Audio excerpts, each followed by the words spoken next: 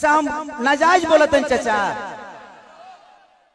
अभी बताइए खेसरिया जब अपना खातिर हॉस्पिटल नहीं बनवले तब गांव भर का इलाज कहां से कराई? तो जब ये हमारे नेता अपना इलाज कराने के लिए एम्स में जाते हैं, हमारे नेता अपना इलाज कराने के लिए बॉम्बे जाते हैं, विदेश जाते हैं, तो ये बताइए जब ये अपने इलाज के लिए अस्पताल नहीं खुलवाए तो हमारे इलाज के लिए कहां से खुलवा पाएंगे? मेरी उम्र आज 28 से 30 वर्ष की हो गई। 30 वर्ष से हो सकता है 5 वर्ष बाद मुझे होश आ गया होगा। 25 वर्ष से तो ऐसा ही देख रहा हूं कि हमारा बिहार में बदलाव कुछ नहीं हुआ है। दारू बंद हुआ है तब वो मिलिए रहा है। इसमें दोष हम सरकार को नहीं देंगे क्योंकि हमारे पास रोजी नहीं है। हम अपनी रोजी ढूंढते हैं, वो चाहे हमें नशा में मिले या बुराई करके मिले या किसी का मर्डर करके मिले। हमारे पास अगर रोजी होती, हमारे पास काम होता, हमारे पास किसी का विश्वास होता तो शायद आज हम भी बेकार नहीं होते। किसी फैक्ट्री में अपने ही जिला में, अपने ही गृह जिला में, अपने ही घर में काम करते। तो जब इंसान बेकार होता है तो वो गलत काम करता है। तो गलत काम तभी होता है जब इंसान फुर्सत में होला। एक गलत काम हो टाइम ना मिले। सही बताओ, तार गेहूं के दवरी आई तो तू दूसरा के टिकोड़ा तुरे जीवो, तू अपन गेहूं दही बना।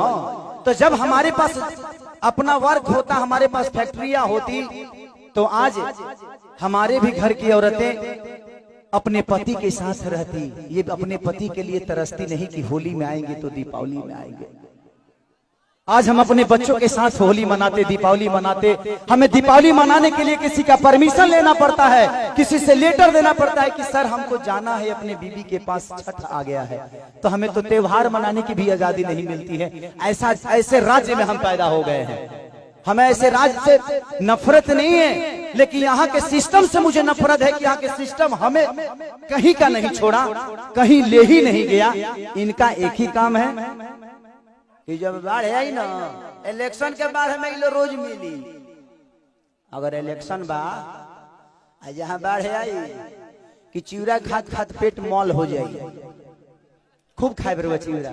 लेकिन यही इलेक्शन बीतते ही एक भी आदमी, हाँ, जो आपके दर्दों को समझता है। मैं किसी राजनेता पे उंगली नहीं उठा रहा हूं, मैं सिस्टम पे बात कर रहा हूं।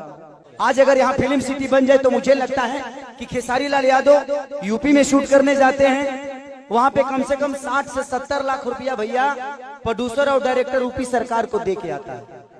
वहां कम से कम 300 लोगों को रोज रोजी मिलेला। रोज कलाकार रोजगी पैदा होले, रोज कलाकार काम करेले। लेकिन बिहार सरकार के कोनो चिंता नहीं है।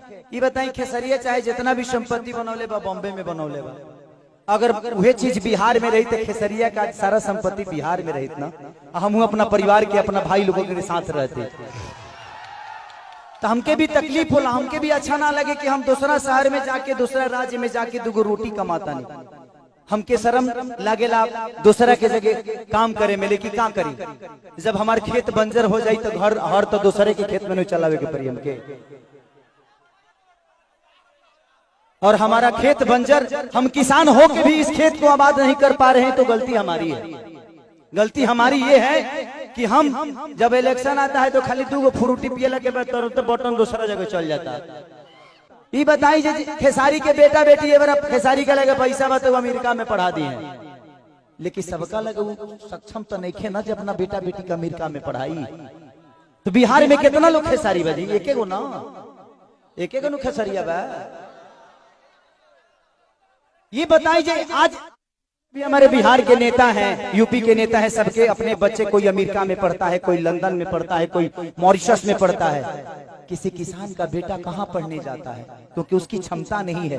क्योंकि इन लोगों ने अगर यहीं पे स्कूल दिया होता तो इनके भी बच्चे यहीं पे शिक्षित हो जाते।